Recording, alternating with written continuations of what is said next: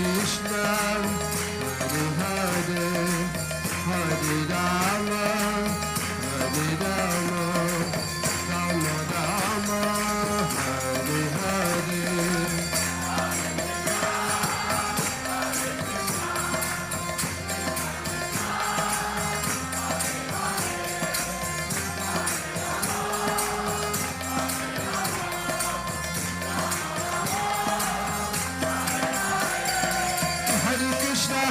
Krishna Krishna Krishna Hare Hare, Hare Rama Hare Ram, Ram Ram Hare Hare.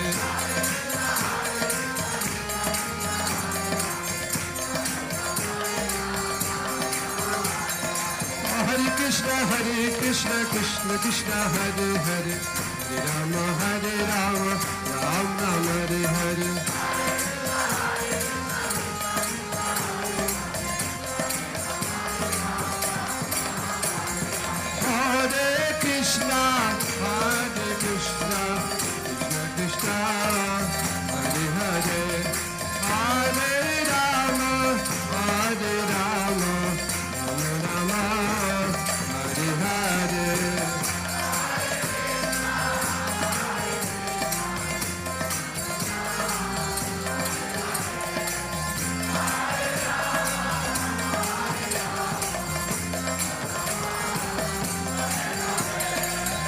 Krishna, Hare Krishna, Krishna Krishna, Hare Hare, Hare Rama, Hare Rama, Rama Rama, Hare Hare.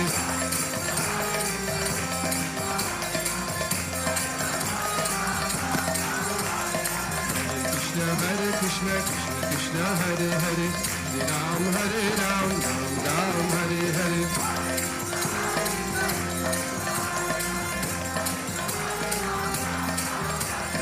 Hare Krishna, Krishna Krishna, Hare Hare, Hare Ram, Ram Ram, Hare Hare. Hare Krishna, Krishna Krishna, Hare Hare, Hare Rama, Ram Ram, Hare Hare.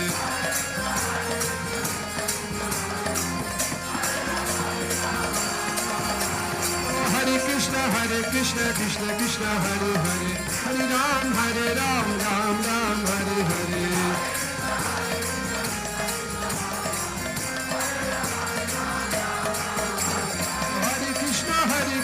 Krishna Krishna Hare Hare, Hare Ram, Ram Ram, Hare Hare.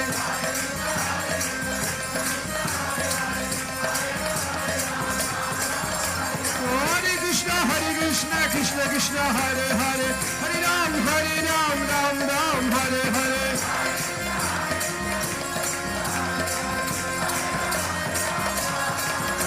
Hare Krishna Krishna Hare Hare, Hare Ram, Ram Ram, Hare Hare.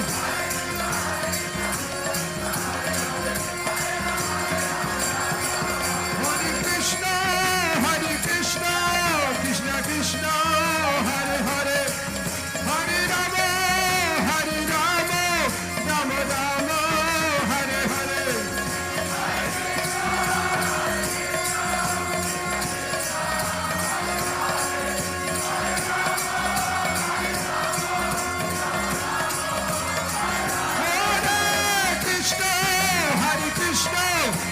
Krishna, Hare Hare, Hare Rama, Rama Rama, Hare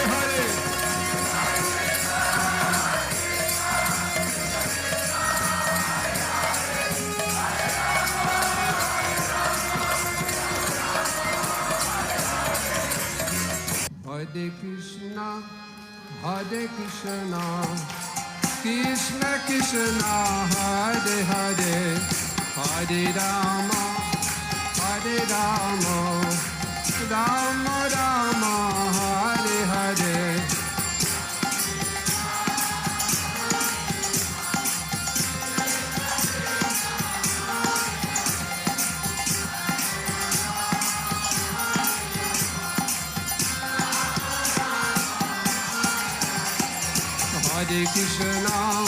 Hare Krishna, Krishna Krishna, Hare Hare, Hare Rama, Rama Rama, Hare Hare.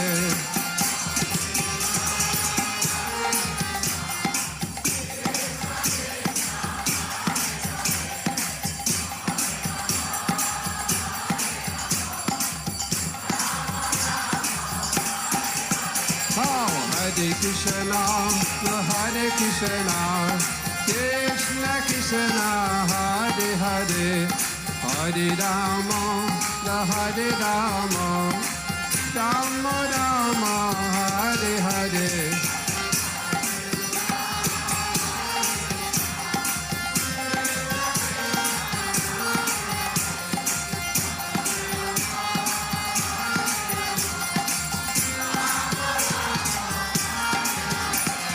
Hare Krishna,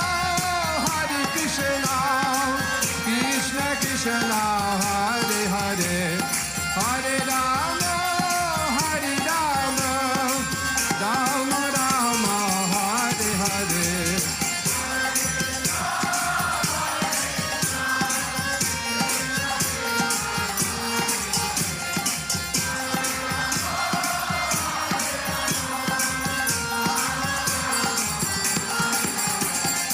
Hare Krishna,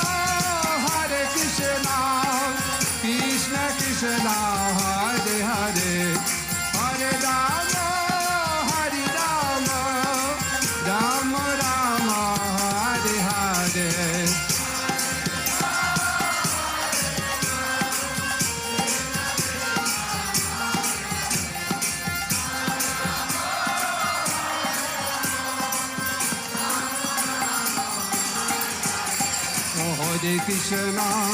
Hare Krishna, Krishna Krishna, Hare Hare, Hare Rama, Rama Rama, Hare Hare. Namah Om Vishnu Padaya Krishna Prishtaya Bhutale Srimade Bhakti Vedanta Swamin iti namine Namaste Saraswati Deve Gauravani Pracharine Nirvishesha Shunyavadi Pachatya Deshatarini Jai Shri Krishna Chaitanya Prabhu Nityananda Shri Advaita Gadadhara Shivasari Gaura Bhakta Vrinda Jai Shri Krishna Chaitanya Prabhu Nityananda Shri Advaita Gadadhara Shivasari Gaura Bhakta Vrinda Jai Shri Krishna Chaitanya Prabhu Nityananda Shri Advaita Gadadhara Shivasari Gaura Bhakta Vrinda Hare Krishna, Krishna Krishna, Hare Hare, Hare Rama, Rama Rama, Hare Hare. Hare Krishna, Krishna Krishna, Hare Hare, Hare Rama, Rama Rama, Hare Hare. Hare Krishna, Krishna Krishna, Hare Hare, Hare Ram, Ram Ram, Hare Hare Krishna, Krishna Krishna, Hare Hare, Hare Ram, Ram Ram, Hare Govinda Jai Jai, Gopala Jai Jai, Radha Ramana Hare Govinda Jai Jai, Govinda Jai Jai, Gopala Jai Jai, Radha Ramana Hare Govinda Jai Jai. Hare Krishna, Krishna Krishna, Hare Hare, Hare Ram, Ram Ram, Hare Hare. Hari नाम संकीर्तन की जय, श्रील प्रभुपाद की जय, गुरुदेव महाराज की जय, हरे कृष्ण महामंत्र की जय, हरि नाम संकीर्तन की जय। ओम अज्ञानातिमिरान्धस्य ज्ञानाञ्जनशलाकया चक्षुरोन्मिलितं येन तस्मै श्री गुरुवे नमः। श्री चैतन्य मनोभीष्टं स्थापितं येन भूतले स्वयं रूप गदा मह्यम तदादि स्वपदान्तिकं वन्देऽहं श्री गुरु श्रीयुतापदकमलं श्री गुरु वैष्णवां च श्री रूपं साग्रजातं सगणा रघुनाथान्वितं तं सजीवं साद्वैतं सावधूतं परिजन सहितं कृष्ण चैतन्य देवं श्री राधा कृष्ण पादां सगणा ललिता श्री विशाखान्वितांश्च हे कृष्ण करुणा सिंधु दीनबंधो जगत्पते गोपेश गोपिका कांत राधा कांत नमोस्तुते तप्त कांचन गौरांगी राधे वृंदावनेश्वरी वृषभानुसुते देवी प्रणमामि हरिप्रिये वाञ्छाकल्पतरुभ्यश्च कृपा सिन्धुभ्य एव च पतितानां पावनेभ्यो वैष्णवेभ्यो नमो नमः। श्री कृष्ण चैतन्य प्रभु नित्यानंद श्री अद्वैत गदाधर श्रीवासादि गौर भक्त वृंद हरे कृष्ण कृष्ण कृष्ण हरे हरे हरे राम राम राम हरे हरे। ओम नमो भगवते वासुदेवाय ओम नमो भगवते वासुदेवाय ओम नमो भगवते वासुदेवाय। नारायणं नमस्कृत्यं नरं चैव नरोत्तमं देवीं सरस्वतीं व्यासं ततो जयं मुदीरयेत् नष्टप्रायेषु अभद्रेषु नित्यं भागवत सेवया भगवते उत्तम श्लोके भक्तिर्भवति नैष्ठकी। हरे कृष्ण। तो वैसे ही हम पिछले 2 हफ्तों से एक ज्ञान के बारे में भगवान ने जो बताया वो ज्ञान के बारे में चर्चा कर रहे हैं। श्रीमद् भगवत गीता का 13वां अध्याय का 8 से 12 श्लोक है। अभी तक हम 8वें श्लोक में ही चर्चा कर रहे हैं। अमानित्वम अदम्भित्वम अहिंसाम शांतिराजवम आचार्योपासनम शौचम स्थैर्यम आत्मविनिग्रह। शौचम पवित्रता। तो आज हम प्रभुपाद जी के तात्पर्य में आगे चलेंगे और पवित्रता के पैराग्राफ से आगे चलेंगे। अहिंसा सहिष्णुता हमने देख लिया, पीछे सरलता देख लिया। अभी पवित्रता के बारे में हम चर्चा करने जा रहे हैं।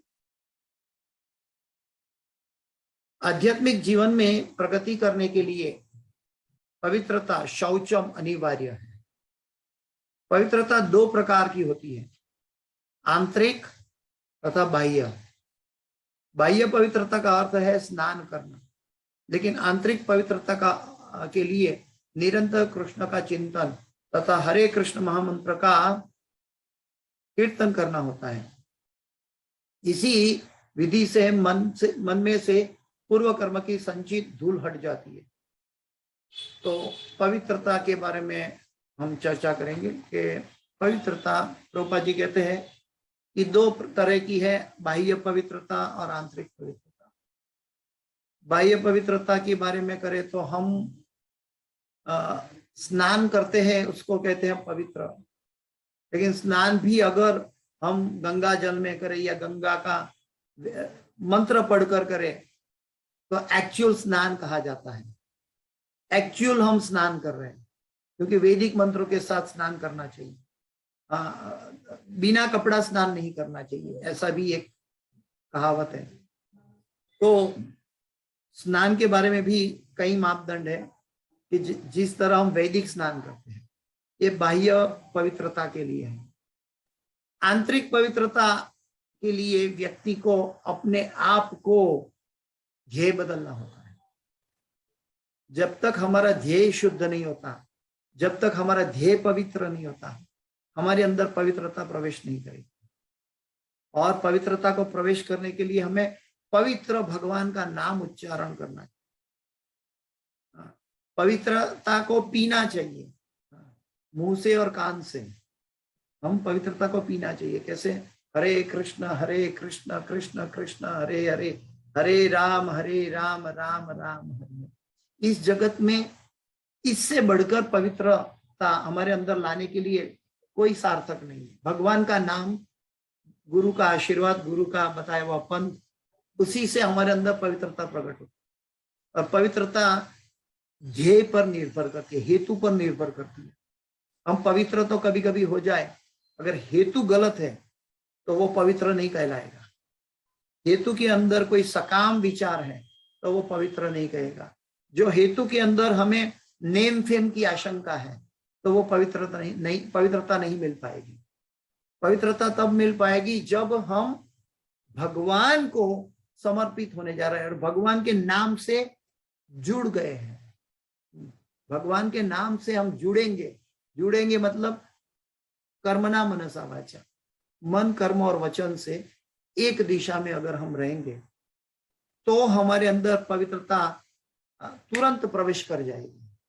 क्षिप्रम भवति धर्मात्मा शाश्वत शांति निगच्छति कौन्तेय प्रतिजानी ही न मे भक्त प्रणश्यति। उसमें कहा है क्षिप्रम भवति धर्मात्मा, with in a fraction of moment वो मेरा भक्त और महात्मा बन जाएगा। कैसे?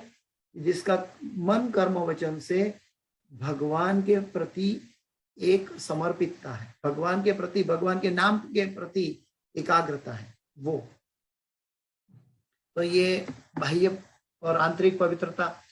दूसरी एक बात है आंतरिक पवित्रता के अंदर की, आंतरिक पवित्रता हमारी शायद कोई देखे ना देखे, लेकिन आंतरिक पवित्रता हमारी परमात्मा के रूप में भगवान देख रहा है। ये हमें एक क्षण के लिए भी नहीं भूलना चाहिए। और जिसको पता है कि मैं जिसकी साधना कर रहा हूं वो मेरे अंदर बैठा है, तो वो अंदर से डुप्लीकेट नहीं बनेगा। जो डुप्लीकेट बनता है वो साधना नहीं कर रहा है, वो अपने आप का समय व्यतीत कर रहा है। श्रम ही एवं केवलम, वो श्रम कर रहा है, इससे कोई फल नहीं मिलेगा। जैसे प्रभुपाद जी एग्जाम्पल देते हैं कि गेहूं के डांगर को झाड़ने से उसके अंदर से दाना निकलेगा, धान मिलेगा। लेकिन जिसमें से दाना निकल गया उसको झाड़ते रहेंगे तो कुछ भूसा है, खाली भूसा है, तो उससे कुछ नहीं मिलने वाला। तो ठीक वैसे ही हमारे अंदर भगवान का नाम रूपी धन होना चाहिए और नाम रूपी धन पे मन एकाग्र होना चाहिए। हम भूसा की तरफ यानी कि अनवांटेड थिंग के पीछे नहीं जाना चाहिए, नहीं तो अनवांटेड थिंग हमारा ध्यान एक तरफ रह जाएगा और अनवांटेड चीज के प्रति हम आसक्त हो जाएंगे। आगे आता है दृढ़ता, स्थैर्यम। दृढ़ता का दूसरा नाम है निष्ठा। दृढ़ता स्थैर्यम का अर्थ है कि आध्यात्मिक जीवन में उन्नति करने के लिए मनुष्य दृढ़ संकल्प हो। ऐसे संकल्प के बिना मनुष्य ठोस प्रगति नहीं कर सकता। दृढ़ संकल्प, आदो श्रद्धा, ततो साधु संग, ततो भजन क्रिया, ततो अनर्थ निवृत्ति। उसके बाद आता है निष्ठा। निष्ठा यानी दृढ़ संकल्प। ऐसे संकल्प के बिना मनुष्य ठोस प्रगति नहीं कर सकता। ऐसा संकल्प के बिना एक्चुअल प्रगति नहीं कर सकते। हम अमेरिका जाना है, हमारी यात्रा अमेरिका के लिए हमने भाग दौड़ करके पासपोर्ट में बनवाया, पासपोर्ट में वीजा लगवाया, कैसे भी हम टिकट भी खरीद लिया, हम एयरपोर्ट भी चले गए, लेकिन जब तक फ्लाइट में नहीं बैठेंगे अमेरिका नहीं पहुंचेंगे।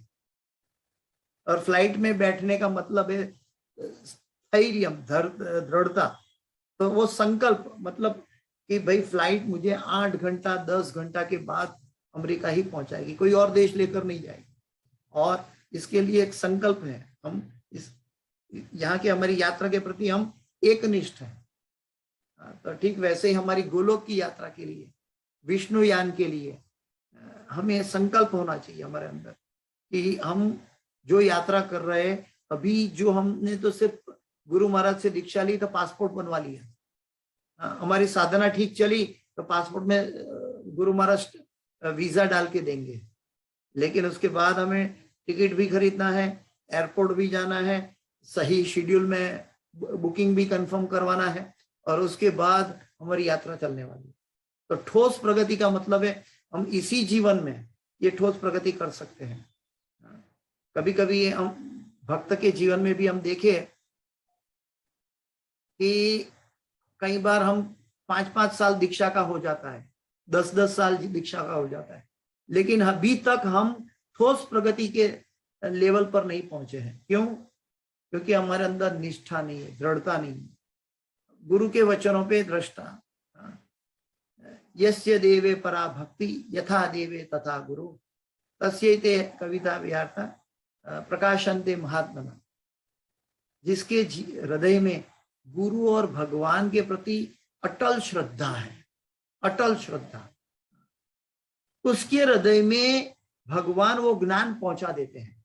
सभी शास्त्र उसके हृदय में अपने आप प्रज्वलित हो जाते हैं। देखिए, साधक को हम लोग गीता पढ़ते हैं, भागवत पढ़ते हैं, सीनियर ड्यूटी का क्लास सुनते हैं, गुरु महाराज का क्लास सुनते हैं, तो ये तो बहुत अल्टीमेट है, लेकिन हमारे अंदर वो दृढ़ता, संकल्प शक्ति नहीं है। विकल्प में हम घूम रहे हैं, हम संकल्प के प्रति एकनिष्ठ नहीं बने, तो हम घूमते रहेंगे, कोई रोक नहीं पाएगा। लेकिन वो घूमना ये हमारा समय व्यतीत करना है, ये हमारी मंद बुद्धि है कि हम समय व्यतीत कर रहे हैं। तो ठोस प्रगति का मतलब ऐसा भी नहीं है कि जड़ता से प्रगति करना।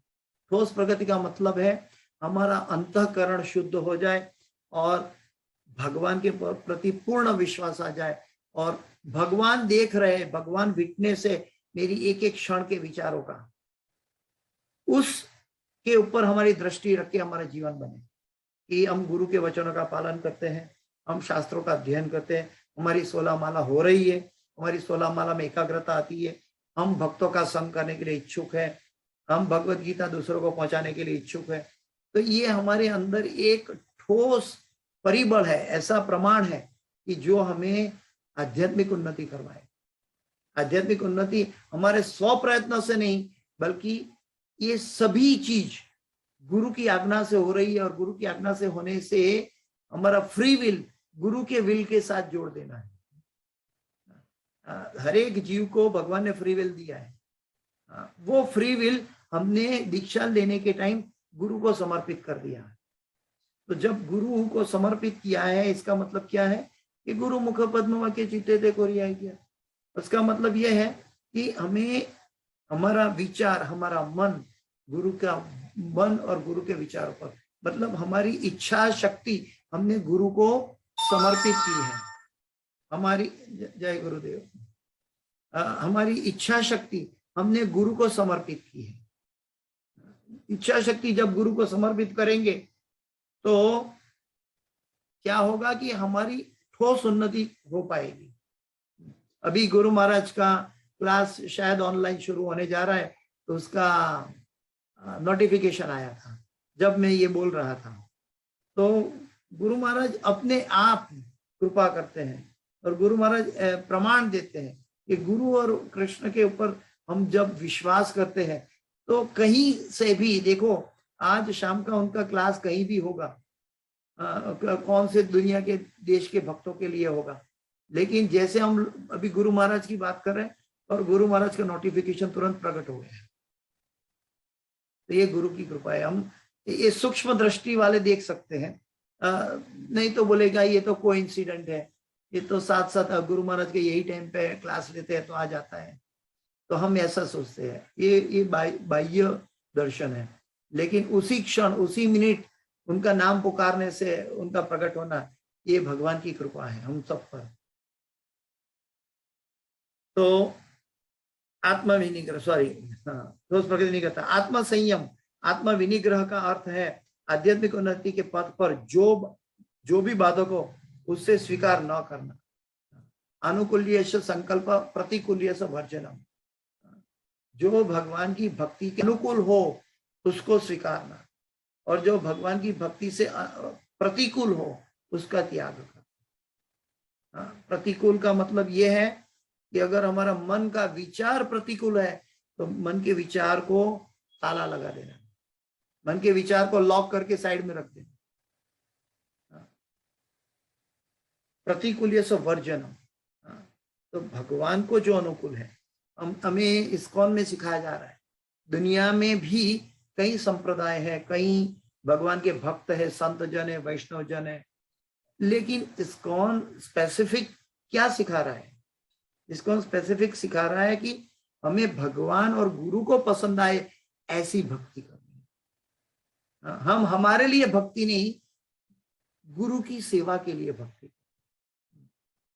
उसको कैसे समझा जाए तो मैं आपको एक छोटा सा एग्जांपल कहता हूं कि जो लोग अपने लिए भक्ति करते हैं वो क्या करते हैं, और जो गुरु के लिए भक्ति करते हैं वो क्या करते हैं। दोनों का एग्जांपल थोड़ा ध्यान से सुनिए, भौतिक एग्जांपल है।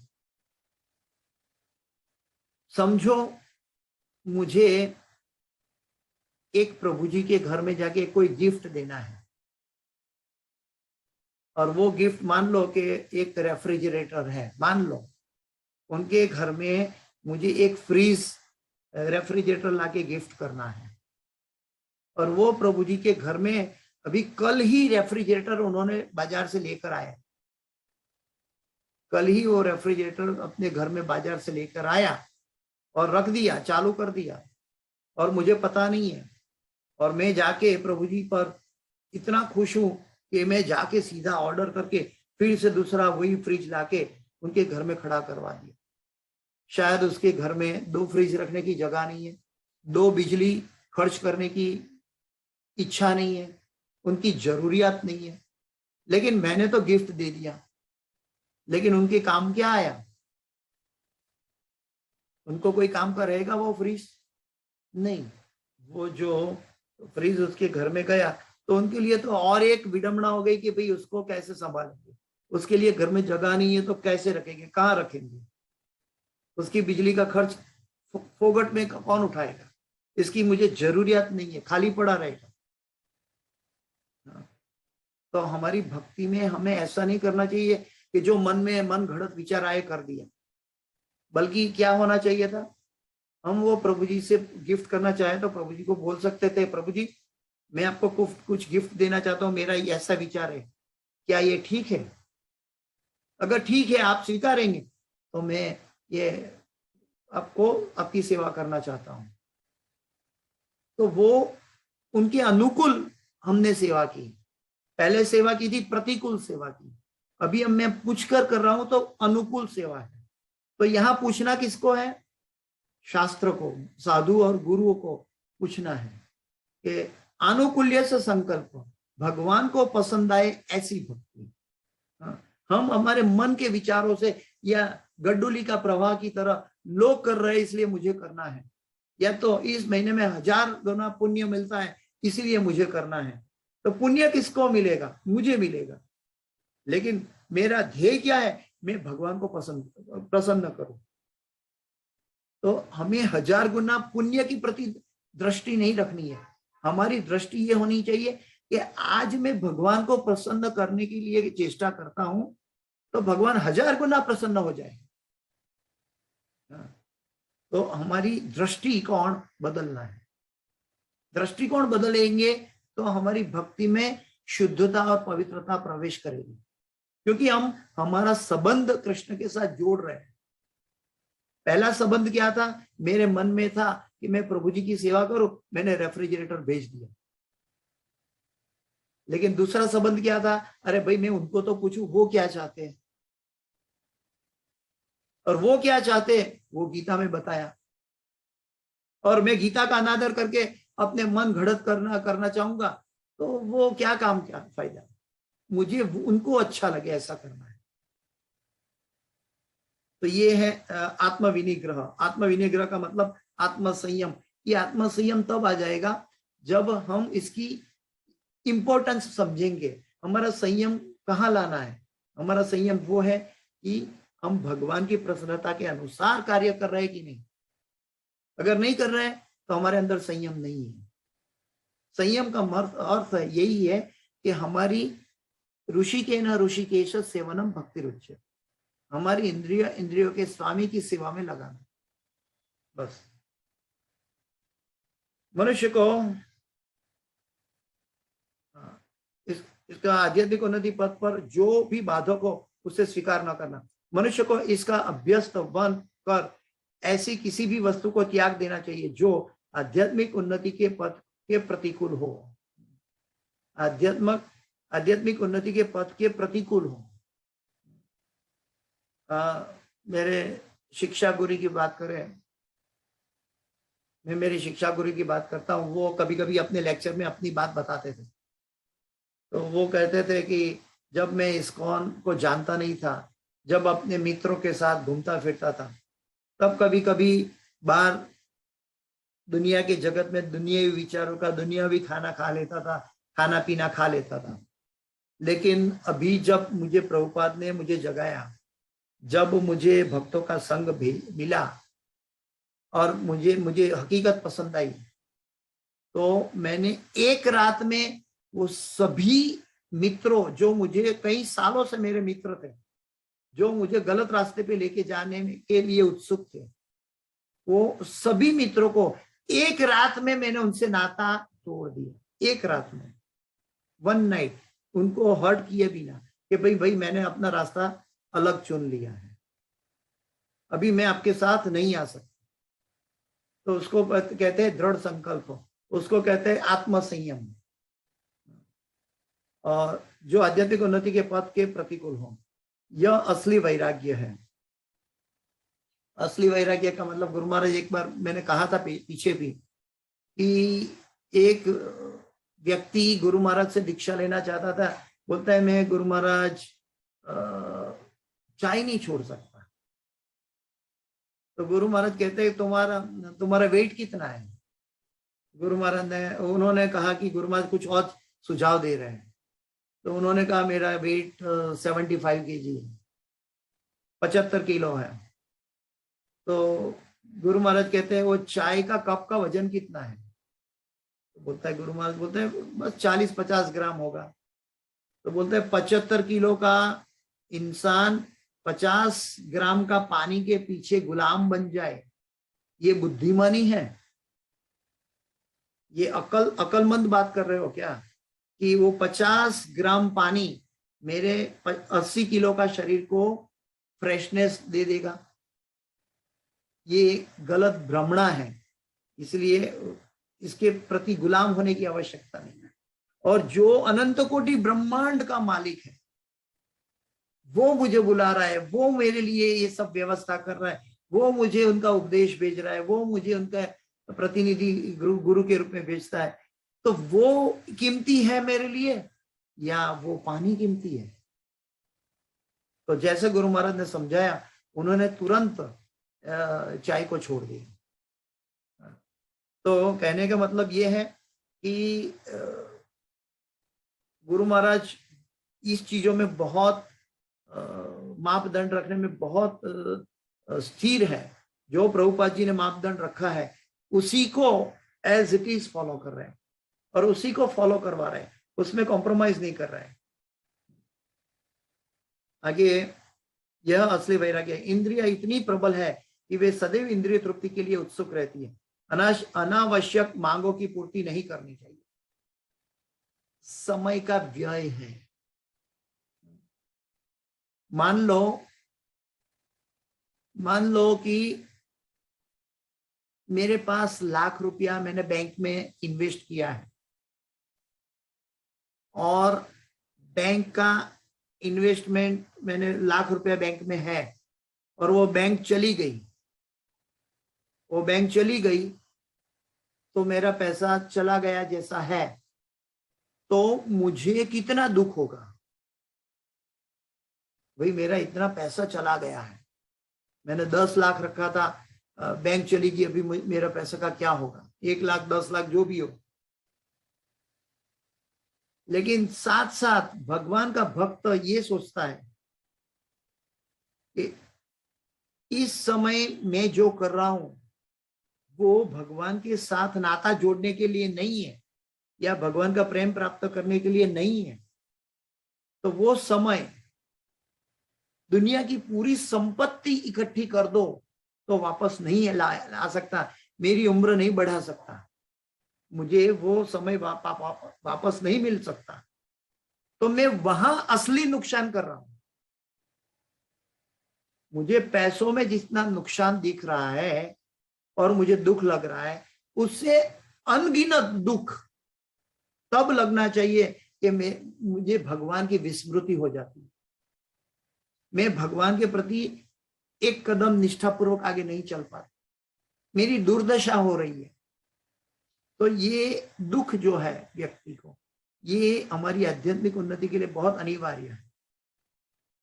इसलिए प्रभुपाद जी कहते हैं कि अनावश्यक मांगों की पूर्ति नहीं करनी चाहिए, क्योंकि वो क्या कर हर लेता है, हमारा समय हर लेता है, हमारा समय हर लेगा जो कृष्ण के लिए उपयोग नहीं होगा। अनावश्यक मांगो है। इंद्रियों की उतनी ही तृप्ति की जानी चाहिए जिससे आध्यात्मिक जीवन में आगे बढ़ने के में अपने कर्तव्य की पूर्ति हो। इंद्रिय की तृप्ति की बात करें तो हिज होलीनेस भक्ति विश्राम माधव महाराज कहते हैं, हमें खाने के लिए नहीं जीना है, जीने के लिए खाना है। हमें खाना इतना चाहिए कि जिससे हमारी साधना में आलस प्रमाद न बढ़े और हम अपनी साधना निष्ठापूर्वक कर सके, हमारा ध्यान विचलित न हो। युक्ताहार विहारस्य युक्त कर्मशु कौशलम, हमारी चीज क्या है। इवन षड गोस्वामी ने नेक्टर ऑफ इंस्ट्रक्शन में भी कहा है कि हमें अधिक नहीं खाना चाहिए या कम भी नहीं खाना चाहिए। ये तो एक शरीर की आवश्यकता है। इंद्रियों की मांग हमारे मन में उत्पन्न होती है और इंद्रियों की मांग मन में उत्पन्न होती है, वो मांग को के प्रति हमें उदासीन होना चाहिए। जो मांग कृष्ण की ओर न ले जाने वाली हो, उसके प्रति हमें उदासीन होना चाहिए। आध्यात्मिक जीवन में आगे बढ़ने में अपने कर्तव्य की पूर्ति होती हो। सबसे महत्वपूर्ण किंतु वश में न आने वाली इंद्रिय जीभ है। ताड़ मध्य जिह्वावती, यदि जीभ पर संयम कर लिया गया तो समझो सारी इंद्रिय पर वशीभूत हो गई। इसीलिए तो हमें प्रभुपाद जी अन्न ग्रहण करने से पहले प्रार्थना में ये कहते, ताड़ मध्य जिह्वावती लोभमय सुदुर्मति राखे जिदा कड़ी न संसार। अगर हम अपनी इंद्रियों को, हमारी जीभ को दो चीज काम करवाना है, क्या? भगवान का नाम और कृष्ण प्रसाद। इससे भगवान का नाम बुलवाओ और इससे कृष्ण प्रसाद उसकी बदले में दे दो। बस ये दो चीज अगर हम करेंगे तो ऑटोमेटिक हमारा पूरा जीवन का परिवर्तन आ जाएगा।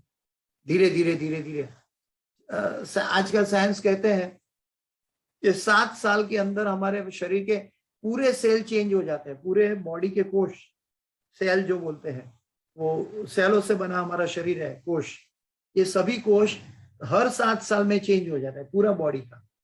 अगर 7 साल हमने मात्र केवल मुंह में कृष्ण प्रसाद लिया और केवल कृष्ण की कथा बोली, हरे कृष्ण महामंत्र का कीर्तन किया, कृष्ण की महिमा बोली, भगवान का नाम बोला, भगवान की महिमा बोली, भगवान की महिमा सुनी और केवल कृष्ण प्रसाद खाया, तो हम टोटली कृष्ण भावनामृत अपने आप हो जाएंगे। इसलिए प्रभुपाद जी चारों तरफ दुनिया में प्रसाद डिस्ट्रीब्यूशन पर एम्फसाइज कर रहे हैं कि प्रसादे सर्व दुखा नाम हानि रस्योपजाय। प्रसाद से व्यक्ति का मन बदलेगा और मन बदलने से व्यक्ति की दिशा बदल सकती है। जीभ का कार्य है स्वाद ग्रहण करना तथा उच्चारण करना, लेकिन हमारी साधना में हमें क्या दिखता है? प्रभु जी आज प्रसाद में क्या है? कुछ मीठा है, कुछ अच्छा है। हम उसमें अपनी इंद्रियों की तृप्ति देख रहे हैं। तो प्रभुपाद जी कहते हैं अले भरे इंद्रियों की तृप्ति करो, लेकिन वो कृष्ण का उच्चिष्ट है तो वो भी तुम्हें शुद्ध कर देगा। अतएव नियमित रूप से जीव को कृष्ण अर्पित भोग तथा उच्चिष्ट का स्वाद लेने में तथा हरे कृष्ण का कीर्तन करने में प्रयुक्त करना चाहिए। देखो प्रभुपाद जी भी यही कह रहे हैं। जहां तक नेत्रों का संबंध है, उन्हें कृष्ण के सुंदर रूप के अतिरिक्त अन्य कुछ नहीं देना चाहिए, इससे नेत्र वश में होंगे। अभी नवधा भक्ति की बात है कि हमारी हर एक इंद्रियों कैसे वश में होंगे, कि हम आंखों से कैसे। महाराज आचार्यगण बताते हैं कि हम हर रोज सोने के समय हर रोज वृंदावन जा सकते हैं, मायापुर जा सकते हैं। सोने से पहले हम राधा श्याम सुंदर को, कृष्ण बलराम को, गौर निताई का दर्शन कर सकते हैं। हम पंच तत्व का और राधा माधव अष्ट सखी का दर्शन कर सकते हैं। तो ये हमारी नेत्रों की शुद्धि है। इसी प्रकार कानों को कृष्ण के विषय में श्रवण करने में लगाना चाहिए। ये बहुत इंपॉर्टेंट है कि यहाँ से जो भक्ति का जो भोजन है वो कानों से मिलता है, और वो प्रजल्प नहीं बल्कि विकल्प है, वो एकल्प है। मतलब इसको कहेंगे कि दृढ़ संकल्प के अंदर है, वो संकल्प है, विकल्प में नहीं है। संकल्प का मतलब है कि हम एकले ईश्वर कृष्ण और सब भृत्य, भगवान एक ही है, उनकी प्रसन्नता वही हमारा लक्ष्य है। और वो लक्ष्य प्राप्त कौन करवाता है? गुरु हमें अंगुली पकड़ कर लेकर जाता है। इसलिए गुरु और कृष्णा प्रसादे पाए भक्ति लता बीज। नाक को कृष्ण अर्पित फूलों को सूंघने में लगाना चाहिए। देखिए, नाक का स्वभाव है अच्छी सुगंध सूंघना। प्रभुपाद इसका बहुत अच्छा एग्जाम्पल देते हैं कि अगर इंद्रियों को इंद्रियों के स्वामी की सेवा में नहीं लगाएंगे तो वो और किसी की सेवा करने लगेंगे। आजकल के लोग परफ्यूम छांट कर नाक को संतृप्ति दे रहे हैं, परफ्यूम। लेकिन भगवान के भक्त वो ओरिजिनल ऑफ परफ्यूम जहां से आता है, फ्लावर से, वो फ्लावर भगवान के चरणों में समर्पित करता है, और समर्पित किया हुआ फ्लावर, प्रसाद फ्लावर, अपनी नाकों से सूंघता है। उससे हमारी न बल्कि सुगंध नाक की इंद्रियों की संतुष्टि हो जाती है, बल्कि हम पवित्र हो जाते हैं। तो जहां भी हमारी इंद्रियों की तृप्ति के विषय में कहीं भी कोई भी चीज हम करें तो बीच में कृष्ण होना चाहिए, इसलिए सेंटर में कृष्ण होना चाहिए। नाक को कृष्ण अर्पित फूलों को सूंघने में लगाना चाहिए। शास्त्र में वहां तक कहा गया है। आजकल लोग कोई व्यक्ति चला जाता है तो व्यक्ति, सब लोग उसको फूल चढ़ाते हैं, उसके ऊपर बुके रखते हैं। तो वो फूल जो है, जो फ्लावर है, वो उसको ऐसा लगता है कि मेरे पर कर्ज मिला, मेरा जीवन नाकाम गया। कैसे? मुझे भगवान के चरणों में जाने के लिए फूल बनना पड़ा था, और भगवान के चरणों की जगह एक कामी और कर्मी के लिए मुझे, जो व्यक्ति मर गया है, जिसमें चेतना नहीं है, उनके लिए मेरा उपयोग किया जा रहा है। तो वो फूल भी अपने आप को लगता है फूल को कर्ज हो रहा है। लेकिन भगवान का भक्त क्या करता है? भगवान के भक्त भगवान को चढ़ाया हुआ हार वो चले गए व्यक्ति के गले में पहनाता है, या जाने वाले व्यक्ति के गले में पहनाता है। क्यों? क्योंकि वो भगवान को अर्पण किया हुआ प्रसाद है। तो फूल दोनों जगह में है, लेकिन वो फूल भगवान का आशीर्वाद लेकर आया है, मेरे जैसा जीव का कल्याण करने के लिए। लेकिन वो फूल मैं अंगीकार कर रहा हूं, लेकिन भगवान के लिए वो फूल ने अपना जीवन बनाया था, लेकिन उसको मैंने अपने लिए यूज किया। भगवान को उसको पहुंचाने के लिए मैंने मदद नहीं की। वो फूल को मैंने भगवान को नहीं अर्पण किया।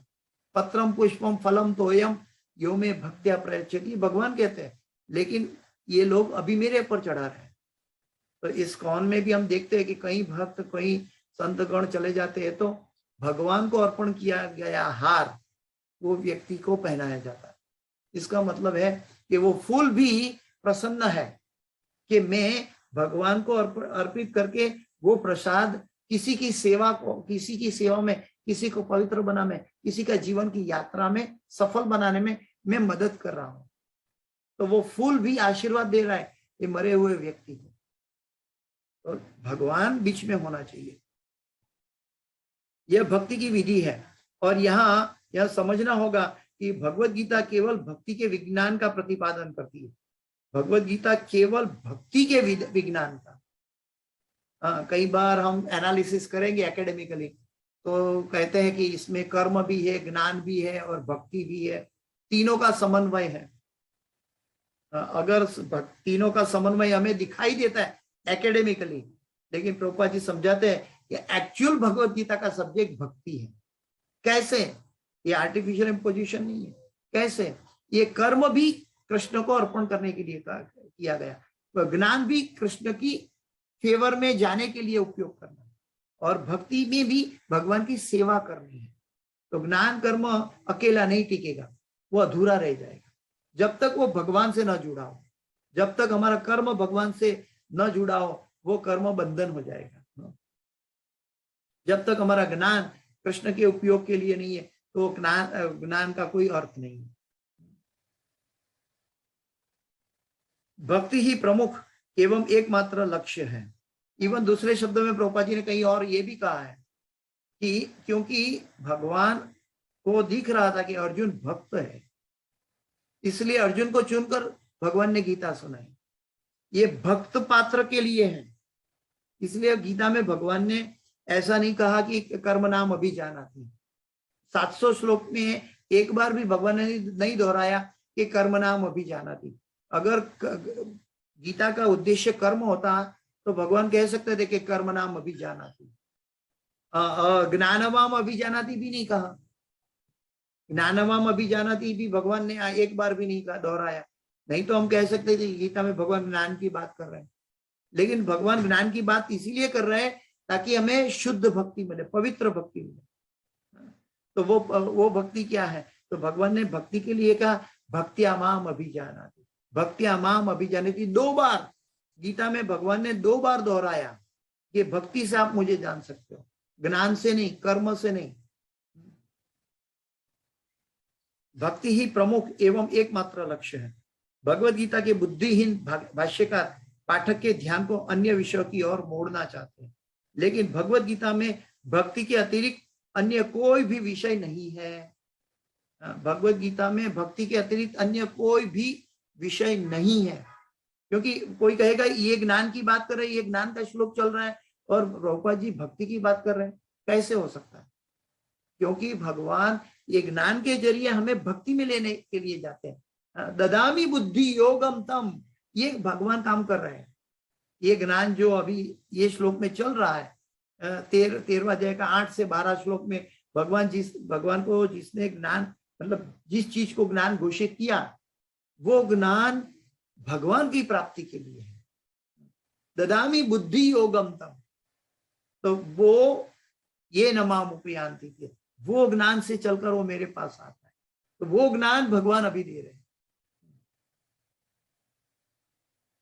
भगवत गीता के बुद्धिहीन भाष्यकार पाठक के ध्यान को अन्य विषयों की ओर मोड़ना चाहते हैं, लेकिन भगवत गीता में भक्ति के अतिरिक्त अन्य कोई भी विषय नहीं है। मिथ्या अहंकार का अर्थ है इस शरीर को आत्मा मानना। सबसे बड़ा अंधकार इस जगत में है तो ये मान लेना कि मैं ये शरीर हूं, सबसे बड़ा अंधकार। क्योंकि अल्टीमेट इसको कह सकते हैं कि डेंस, बिल्कुल नीच अहंकार जो है, अंधकार जो है, वो है कि मैं शरीर हूं, लेकिन मैं शरीर का उपयोग कर रहा हूं। कल हमारी गाड़ी बोलने लगे कि मैं स्वयं ड्राइवर हूं, तो वो ड्राइवर नहीं है। तो गाड़ी है, वो ड्राइवर नहीं बन सकती। कोई कहेगा आजकल तो ड्राइवरलेस गाड़ी आ गई। ड्राइवरलेस गाड़ी आने के बावजूद भी उसको प्रोग्रामिंग करने वाला कोई मनुष्य है, उसको रिमोट से चलाने वाला कोई मनुष्य है।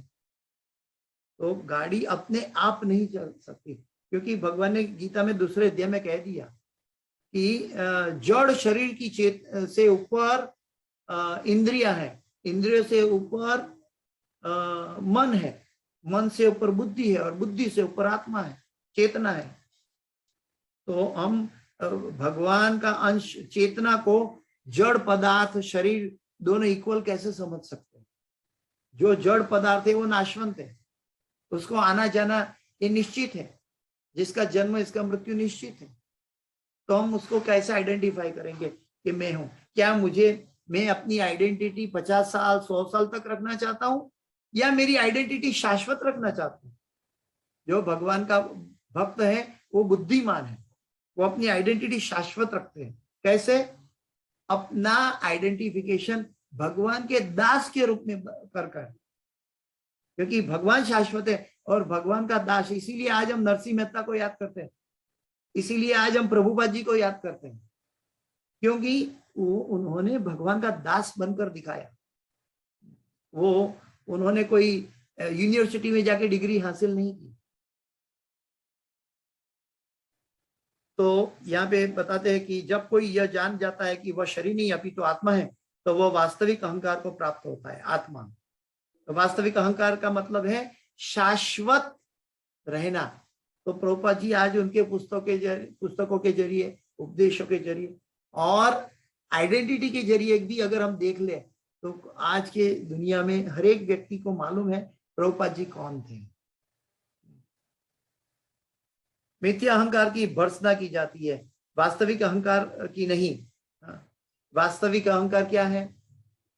जीवेर स्वरूप है नित्य कृष्ण दास, ये वास्तविक अहंकार। मैं आत्मा हूं, मैं भगवान का शाश्वत दास हूं। और भर्त्सना की जाती है, ऐसा मिथ्या अहंकार क्या है? मैं ये शरीर हूं, मैं भगवान का अपमान कर रहा हूं। अगर मैं अपने को आइडेंटिफाई शरीर करता हूं तो मैं भगवान का अपमान करता हूं, क्योंकि मैं शाश्वत हूं, फिर भी मैं शरीर के साथ नाशवंत होने वाला हूं, वो आइडेंटिटी बता रहा हूं। तो मैं मूर्ख हूं कि मुझे हाईएस्ट डिग्री, हाईएस्ट अचीवमेंट भगवान ने पदवी दे दी अपना अंश बनाकर, लेकिन मैं रास्ते के तुच्छ चीजों के पीछे पड़ा हूं। तो इसीलिए हमें शरीर में आसक्ति नहीं रखनी है। मुझे मालूम है मेरा कन्हैया मेरे साथ है अनादिकाल से और अनादिकाल तक साथ रहेगा। एक क्षण के लिए भी मैं उनको भूल जाऊं, वो मुझे नहीं भूल जाता। इसलिए मुझे मृत्यु से डर नहीं रहेगा। इसलिए मैं कभी स्वप्न में भी अहम ममेति, अपनी नाम प्रतिष्ठा के प्रति नहीं जाऊंगा।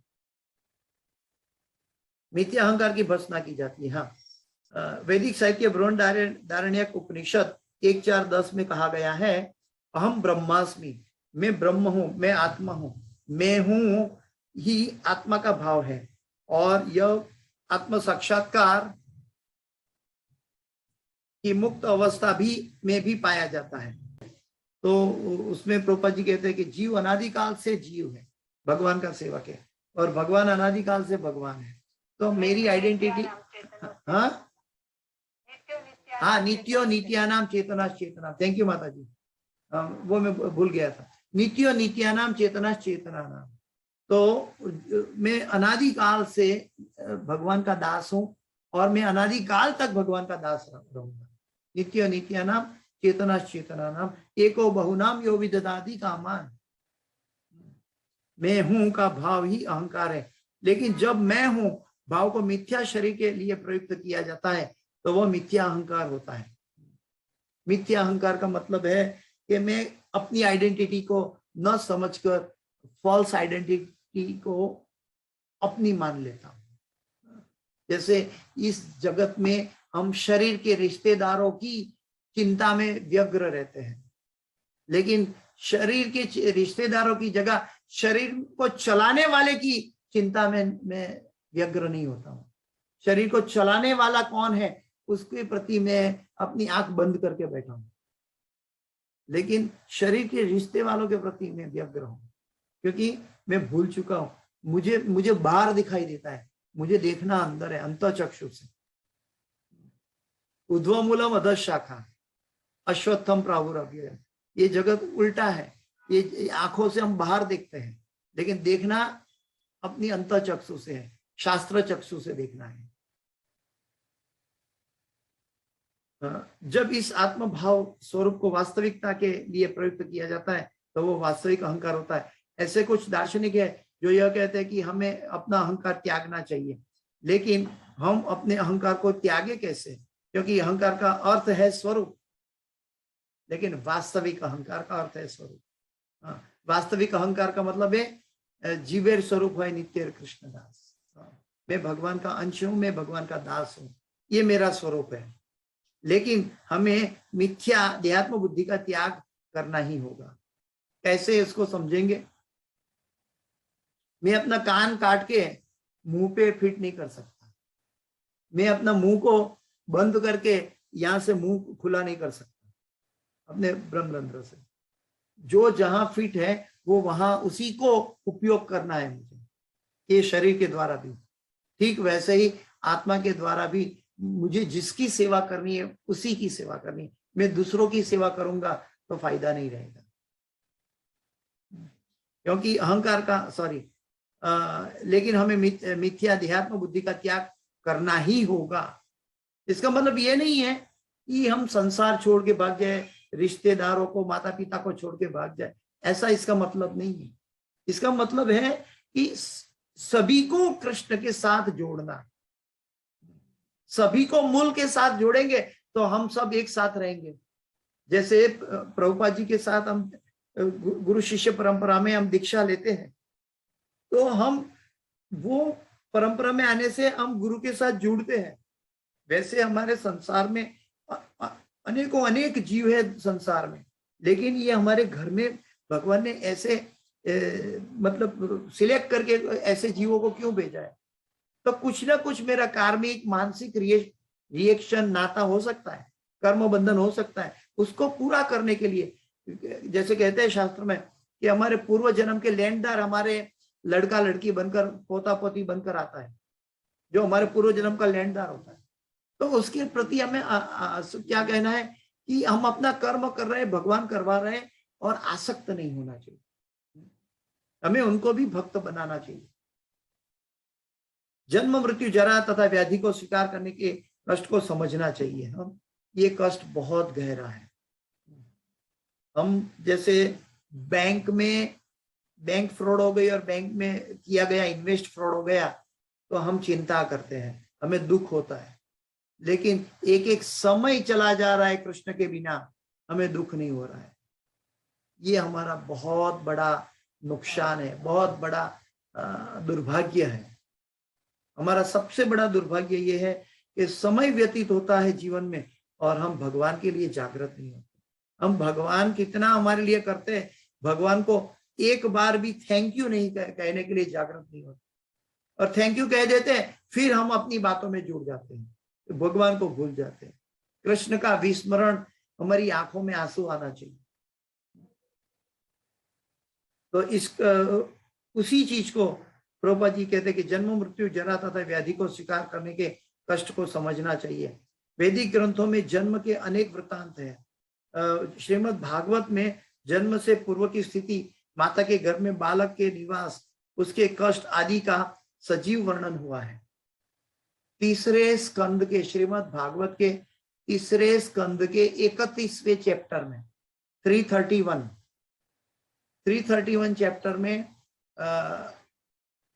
ये बात बताई गई है। 331 चैप्टर में श्रीमद् भागवत 331 का पूरा चैप्टर माता के गर्भ में जीव का क्या हाल होता है, उसका पूरा वर्णन ये अध्याय में चैप्टर नंबर 31 के चैप्टर में बताया गया है, तीसरे स्कंद में। तो सजीव वर्णन हुआ है। यह भली भांति समझ लेना चाहिए कि जन्म बहुत कष्टपूर्ण है। अगर हमें ऐसा हाथ ऊंचा करके कोई बिठा दे 7 दिन के लिए, जो भगवान ने गिरि गोवर्धन को उठाया था, अगर हमें कुछ भी नहीं उठाना है, चलो खाली हाथ ऊंचा करके बैठना है, 7 दिन भी नहीं, चलो 7 घंटा बैठ जाए, ऐसे क्या हम 7 घंटे के बाद हमारा हाथ का क्या हाल होगा? हमें 2 दिन तक यहाँ मालिश करनी पड़ेगी, हमें कितना दर्द होगा। ये हमारी परिस्थिति है। तो ये वो माता की गर्भ में बालक 9 महीना ऐसे पड़ा रहता है कि उसको हिलने नहीं दिया जाता। वो हिलेगा तो अभी तकलीफ है, जगह नहीं है हिलने के लिए।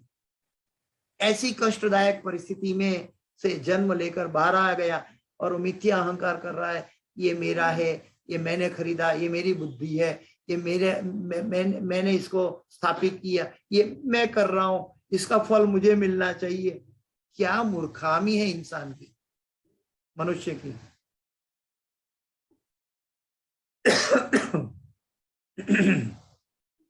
श्रीमद् भागवत में जन्म से पूर्व की स्थिति, सॉरी, हम बहुत, चूंकि हम यह भूल जाते हैं कि माता के गर्भ में हमने कितना कष्ट मिला है, अतएव हम जन्म तथा मृत्यु की पुनरावृत्ति का कोई हल नहीं निकाल पाते।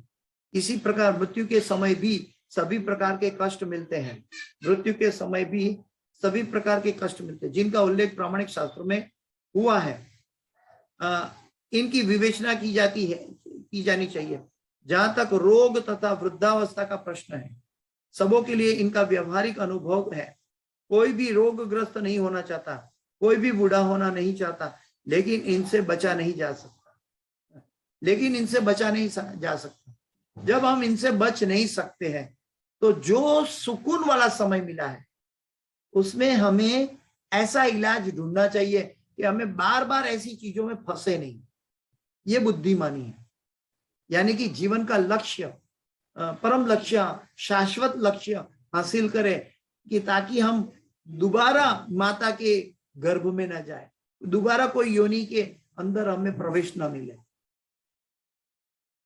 जब तक हम जन्म मृत्यु जरा व्याधि के दुखों को देखते हुए इसकी भौतिक जीवन के प्रति निराशावादी दृष्टिकोण नहीं बना पाते, तब तक आध्यात्मिक जीवन में प्रगति करने के लिए कोई प्रोत्साहन नहीं रह जाता। जब तक हम कहेंगे दोबारा जन्म लेंगे भगवान की, लेकिन तब तक हम निष्ठुर होंगे, भगवान के प्रति एक दृढ़ संकल्प नहीं हो पाएंगे। हम सोचेंगे चलो अगले जन्म में कर लेंगे, अगले जन्म में हो जाएगा, देखा जाएगा, भगवान रास्ता दिखाएंगे। तो हम ये चीज देखते हैं कि इस भौतिक जीवन के प्रति निराशावादी दृष्टिकोण को नहीं बना पाते, तब तक आध्यात्मिक जीवन में प्रगति करने के लिए कोई प्रोत्साहन नहीं रहेगा। यानी कि जब तक हम जीवन लक्ष्य के प्रति जागृत नहीं है, जब तक हम जन्म मृत्यु जरा व्याधि को लांघना नहीं चाहता है, जब तक हम इसी जन्म को मैं भगवत धाम जाना चाहता हूं ऐसा दृढ़ संकल्प से लक्ष्य नहीं बनाते। और लक्ष्य बनाना सिर्फ एक बात है, और लक्ष्य बनाकर उसके लिए समय व्यतीत करना और एक बात है। और समय हर क्षण बह रहा है। इसलिए गीता में भी भगवान कहते हैं, भागवत में भी कहा है कि सततम कीर्तयन्तो मां। हम 16 माला तो प्रभुपाद जी ने हमारे एक जगाने के लिए प्राथमिक चेतना दी है हमें, लेकिन अल्टीमेट क्या है कि 16 माला हमारी 2400 घंटा 16 के बाद चलती रहे। सततम कीर्तयन्तो मां।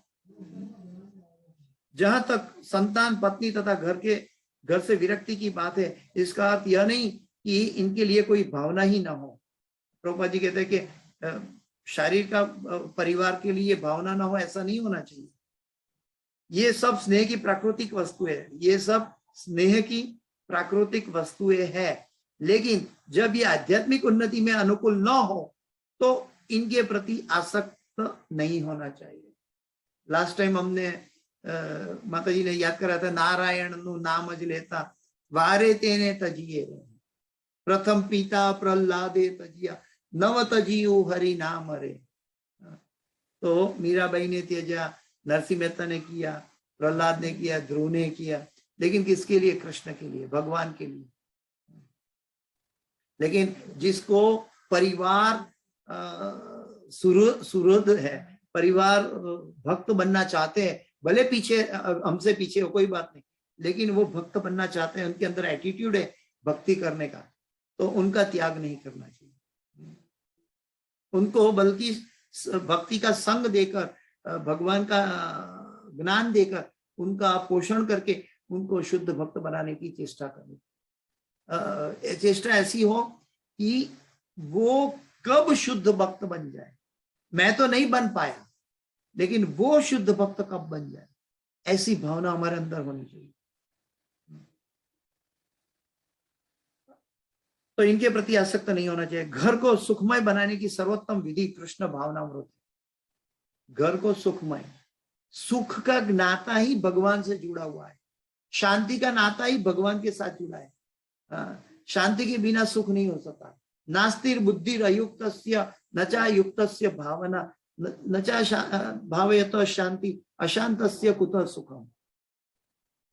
जिसकी बुद्धि चली गई है, जो भगवान से युक्त होना नहीं चाहता है, उसको शांति नहीं मिलती, और शांति के बिना सुख हो ही कैसे हो सकता है। तो सुख की व्याख्या जो है कृष्ण भावनामृत से जुड़ी हुई है। लेकिन हम इंद्रियों की इच्छाओं में या शरीरों की आसक्ति में, शरीरों के नाते के रिश्तों में हमारी आसक्ति को दृढ़ कर देते। ये मेरा बेटा है, ये मेरी बेटी है, ये मेरी पत्नी है, ये मेरा पति है। ये मेरे माँ बाप है, लेकिन जब तक वो कृष्णमय नहीं बनते तब तक मेरा कोई नहीं। अरे और कृष्णमय बनते हैं तो सभी जगत मेरा है। प्रभुपाद जी ने कहा कि मेरे पत्नी चलेगी और मेरे संतानें बिछड़ गए, कोई बात नहीं, मुझे दुनिया ने कृष्ण ने अनेक गणा संतान मेरे लिए भेज दिया भगवान ने। तो संतान का व्याख्या में हम सोचते हैं कि जो मेरा शारीरिक रिश्ता से संतान आया वो संतान नहीं, संतान वो है जो मुझे कृष्ण भावनामृत में सहायक बने। वो यदि कोई कृष्ण भावनामृत से पूर्ण रहे तो वह अपने घर को अत्यंत सुखमय बना सकता है, क्योंकि कृष्ण भावनामृत की विधि अत्यंत सरल है। इसमें केवल हरे कृष्णा कृष्ण कृष्ण हरे हरे, हरे राम राम राम हरे हरे, इस महामंत्र का कीर्तन करना होता है। कृष्ण अर्पित भोग का उच्छिष्ट ग्रहण करना होता है। गीता में भगवान कहते हैं कि जो कृष्ण प्रसाद नहीं खाता वो पाप खाता है। भगवान कहते हैं कि जो कृष्ण प्रसाद नहीं खाता वो पाप खाता है। अगर हम कृष्ण को अर्पण नहीं करते, चाय भगवान को ऑफर नहीं करते, कॉफी भगवान को अर्पण नहीं करते, लहसुन प्याज भगवान को ऑफर नहीं कर सकते, हम कैसे खा सकते हैं? और खाएंगे तो पाप खा रहे हैं। सिंपल बात है, ये भगवान के शब्द है। भगवद गीता तथा श्रीमद् भागवत जैसे ग्रंथों पर विचार विमर्श करना होता है और अर्च विग्रह की पूजा करनी होती है। और अर्च विग्रह की पूजा हम इसीलिए करते हैं, प्रभुपाद जी सिखाते हैं, क्रमशः हमारे अंदर कृष्ण के प्रति प्रेम जागे। क्रमशः आज अर्च विग्रह को मैं श्रृंगार कर रहा हूं, कल राधा कृष्ण को श्रृंगार करूंगा। वो साबोधु जन जो कहते हैं राधा कृष्ण प्राण मोरा युगल किशोरा, उसमें क्या भाव है कि वो आसन पर राधा कृष्ण को बिराजो, मैं उनकी सेवा करूं, मैं उनको चंदन लगाऊं, मैं चामर लगाऊं राधा कृष्ण, ये सेवा का भाव है। वो शाश्वत सेवा जब जीव करेगा उसका टेलर हम अर्च विग्रह की सेवा कर रहे हैं। तो हमें ये सीखना, ये अभ्यास है। लेकिन इससे हमारा क्या फर्क पड़ता है? हमारा अहंकार कम होता है, हमारे अंदर भगवान के प्रति प्रेम जागृत होता है, हमारा समय का सदुपयोग होता है, हम कृष्ण की सेवा में लगा रहे, मन और हेतु चिंतन हमारा कृष्ण के प्रति और जा रहा है। इसलिए अर्च विग्रह की सेवा करना चाहिए, पूजा करनी चाहिए। इन चारों बातों में मनुष्य सुखी होगा। मनुष्य को चाहिए कि अपने परिवार के सदस्यों को ऐसी शिक्षा दे, मनुष्य को चाहिए कि अपने परिवार के सदस्यों को ऐसी शिक्षा दे। परिवार के सदस्य प्रतिदिन प्रातः तथा संध्या काल में बैठकर साथ साथ हरे कृष्ण मंत्र का कीर्तन करें। जो भगवान का भक्त है वो कीर्तन कर सकते हैं और वो बहुत जरूरी है। जब ये नहीं हो पा रहा है तो हमें दुख होना चाहिए कि मैं ये नहीं कर पा रहा हूं। मेरे पास ये कीर्तन, ये हम साथ में बैठ के कम से घर के सभी व्यक्ति दिन में एक बार बैठकर एक माला तो कम से कम साथ में बैठकर भगवान की करें, तब हम सही में कृष्ण भावनामृत कुटुंब बन सकते हैं। यदि कोई इन चार सिद्धांतों का पालन करते हुए अपने पारिवारिक जीवन को कृष्ण भावनामृत विकसित करने में ढाल सके तो पारिवारिक जीवन को त्याग कर विरक्त जीवन बिताने की आवश्यकता नहीं होगी। फिर तो क्या फायदा है? मतलब जब घर में ही विरक्त हो जा रहा है, घर में ही हम सभी लोग अपनी आइडेंटिटी कृष्ण को दे रहे हैं, अपनी आइडेंटिटी कृष्ण को समर्पित कर रहे हैं, तो हमें बाहर संन्यास लेने की आवश्यकता क्या है? विरक्ति दिखाने की आवश्यकता क्या है? लेकिन यदि यह आध्यात्मिक प्रगति के लिए अनुकूल न रहे तो पारिवारिक जीवन का त्याग कर देना चाहिए। ये अनुकूल नहीं था, इसलिए प्रभुपाद जी ने घर छोड़ दिया।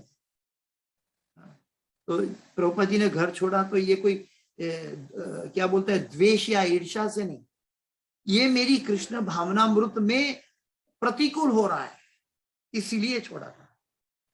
तो हमें इसका इमिटेशन नहीं करना है, हमें उसका अनुसरण करना है। उसके पीछे हेतु क्या था? हेतु ये था कि मुझे कृष्ण भावनामृत गुरु के वचनों को विकसित करना है, गुरु के वचनों का पालन करना है। मनुष्य को चाहिए कि कृष्ण भावनामृत के साक्षात्कार करने या उनकी सेवा करने के लिए सर्वस्व न्योछावर कर दे। सर्वस्व न्योछावर का मतलब है सबसे पहले हमारी मन की इच्छाएं कृष्ण को समर्पित कर दे। ऋषिकेन ऋषिकेश सेवनम भक्ति रुच्यते, तो बाकी सब अपने आप हो जाएगा। जिस प्रकार से अर्जुन ने किया था, अर्जुन ने अपने परिजनों को मारना नहीं चाह रहा था, किंतु जब वह समझ गया कि ये परिजन कृष्ण साक्षात्कार में बाधक हो रहे, तो उसने कृष्ण के आदेश को स्वीकार किया। वो उनसे लड़ा और उसने उनको मार डाला। इन सब विषयों में मनुष्य को पारिवारिक जीवन के सुख दुख से विरक्त होना चाहिए। पारिवारिक सब विषयों में मनुष्य को पारिवारिक जीवन के सुख दुख के संसार दावा नललिठ लोका प्रणय कारुण्य घन घनत्वं प्राप्तस्य कल्याण गुणानवस्य वंदे गुरु श्री चरणारविंदम। तो ये है, क्योंकि इस संसार में कोई कभी न तो पूर्ण सुखी रह सकता है न दुखी। कोई पूर्ण सुखी नहीं रह सकता, कोई पूर्ण दुखी नहीं रह सकता है। पूर्ण सुखी तब रहेगा जब वो भगवान की शाश्वत सेवा में जुड़ जाएगा, उसका हेतु एकनिष्ठ हो जाएगा, वो उसके लिए पवित्रता उनकी सेवा में लगेगी। एक होता है हम साधना भक्ति में हम पवित्र होना चाहते हैं, पवित्र होकर अर्च विग्रह की सेवा करना चाहते हैं, स्नान करके सुबह में ब्रह्म मुहूर्त में। लेकिन भगवान का भक्त कभी कभी ऐसा पावरफुल होता है, इतना शाश्वत सेवक होता है कि वो समय, वो काल, वो परिस्थिति, वो पवित्रता, वो भक्त की सेवा में आते हैं, वो भक्त को मदद करने के लिए आते हैं। उल्टा है, हमारी साधना में हमें लगता है कि हम पवित्र होना चाहिए, लेकिन उच्च भक्त जो है, जो भगवान के जगत में है, वो नित्य सिद्ध भक्त है। उनके लिए ये पवित्रता ढूंढने का विषय नहीं है, पवित्र बनने का विषय नहीं है। वो सदैव पवित्र है। क्यों? क्योंकि वो सदैव कृष्णमय है।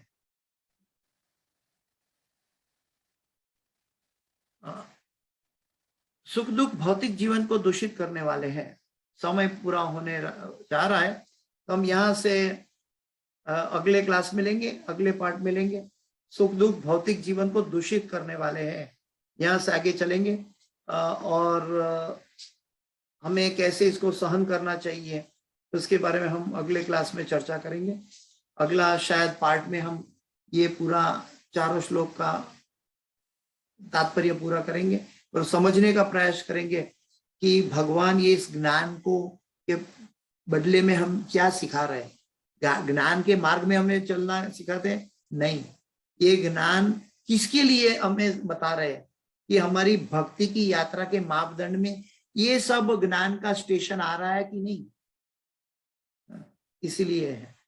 हरे कृष्ण। इस क्लास की कोई भी सुकृति है तो मैं मेरे गुरु महाराज ही सोले ने जय पताका स्वामी आचार्य पाद गुरुदेव महाराज को समर्पित करता हूँ। इस क्लास की कोई भी त्रुटि या गलती या क्षति है, मेरी अपनी कृपा है, मुझे क्षमा करें। वाञ्छाकल्पतरुभ्यश्च कृपा सिन्धुभ्येव च पतितानां पावनेभ्यो वैष्णवेभ्यो नमो नमः। अनंत कोटि वैष्णव वृंद की जय।